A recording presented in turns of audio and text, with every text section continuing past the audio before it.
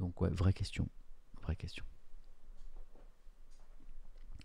Moi, ce qui m'intéresse, notamment cette histoire, c'est ça en fait. C'est la leçon qu'on. Alors, peut-être que à 100% dans le chat, vous ne conduisez jamais après avoir bu. Peut-être qu'à 100% dans le chat, vous ne conduisez pas à avoir pris des stupéfiants. Voilà. Peut-être qu'à 100% dans le chat, vous n'avez pas de proches, des amis qui le font ou qui l'ont fait. Peut-être qu'à 100% dans le chat, vous n'avez pas été à des soirées où vous avez vu partir des gens que vous connaissez, voilà, qui étaient sous l'emprise d'un état alcoolique ou après avoir pris des stupéfiants.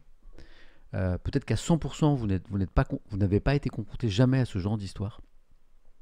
Mais si c'est le cas, mais si c'est le cas, ici, s'il y a des gens qui ont ou qui ont déjà conduit sous l'emprise d'un état alcoolique ou de stupéfiants ou qui laissent partir des proches dans cet état-là, eh bien peut-être que cette histoire, c'est ce que nous dit en fait Olivier Auguste du Parisien, doit nous faire réfléchir. Voilà.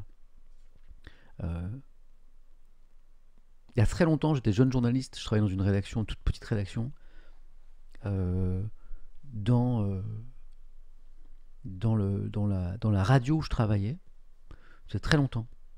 Il y avait un salarié qui était un technicien de la radio, qui était un gentil gars, bon, qui était vraiment très sympa, puis qui avait un bon gros problème avec l'alcool. Voilà. Et c'était la première fois que j'étais confronté à quelqu'un qui était alcoolique en fait. Donc il était alcoolique et ça se manifestait notamment, c'est comme ça que je l'ai découvert parce que en fait les autres collègues m'en parlaient, parce qu'ils buvaient notamment sur le lieu du travail. C'est comme ça que moi je l'ai découvert. Un jour je suis rentré dans mon bureau, je l'ai surpris dans mon bureau, il était un peu gêné, j'ai pas compris pourquoi.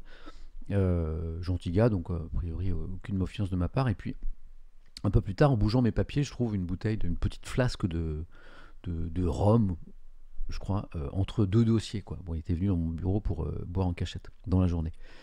Et, et en fait, j'ai pas enfin, on m'avait dit qu'il avait un problème avec l'alcool.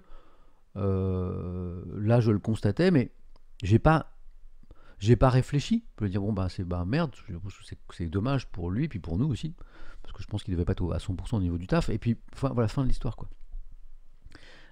Et puis après, bon, je suis pas resté très longtemps dans cette radio, je suis retourné bosser à Paris.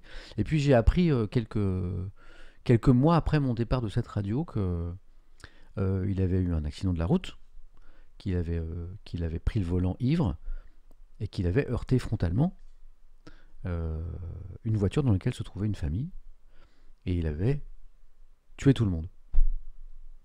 Voilà. Et quand j'ai appris ça, je me suis dit, ben, peut-être que j'aurais dû faire un truc.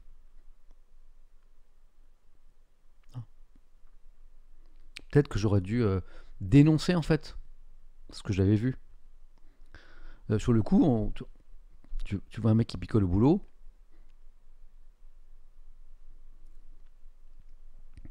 En fait, le premier réflexe, c'est que t'as pas envie de le balancer en fait. Tu te dis, ah putain, le pauvre, il va pas fort quoi. Et en fait donc j'ai rien dit.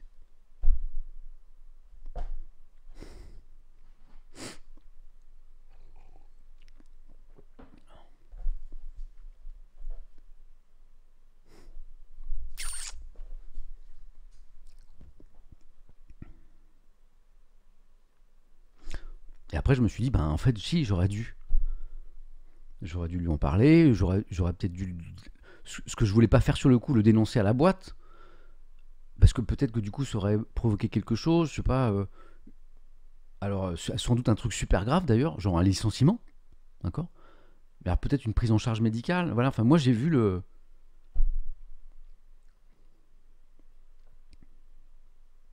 Moi, j'ai vu que l'aspect, genre que le mec allait perdre son boulot, parce que je pense que c'est boire au boulot, c'est pas. Je pense que c'est une faute grave. Et donc, j'étais persuadé que voilà. Et puis donc, j'ai rien fait quoi. J'ai vu que cet aspect-là. Et je me suis jamais dit ah mais en fait, peut-être que dans quelques mois, il va prendre le volant et il va tuer une famille quoi.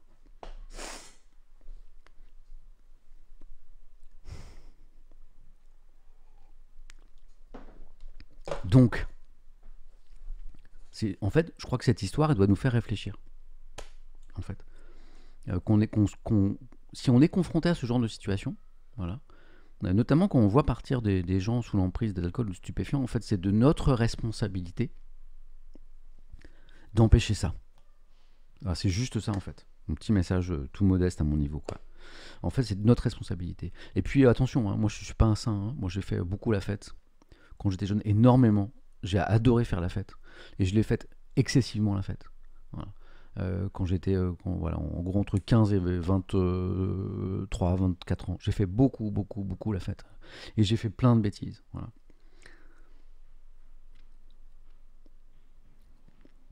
Et donc voilà. Donc je veux pas donner de leçons, mais voilà, il y a peut-être une prise de conscience globale de gens, quelles que soient les générations, pour faire attention à ça, en fait. Voilà. En fait, bon, bah, les excès, notamment à un certain âge, ouais, ça arrive. On brûle la vie par tous les bouts, on tente des expériences et tout, mais il faut pas que, on peut se faire du mal à soi-même. Après tout, pourquoi pas, hein.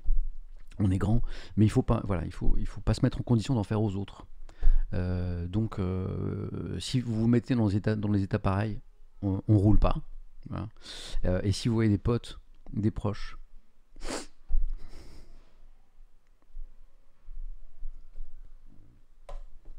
et ben dans cet état-là, bah, vous voyez, c'est de votre responsabilité, en fait, de l'empêcher.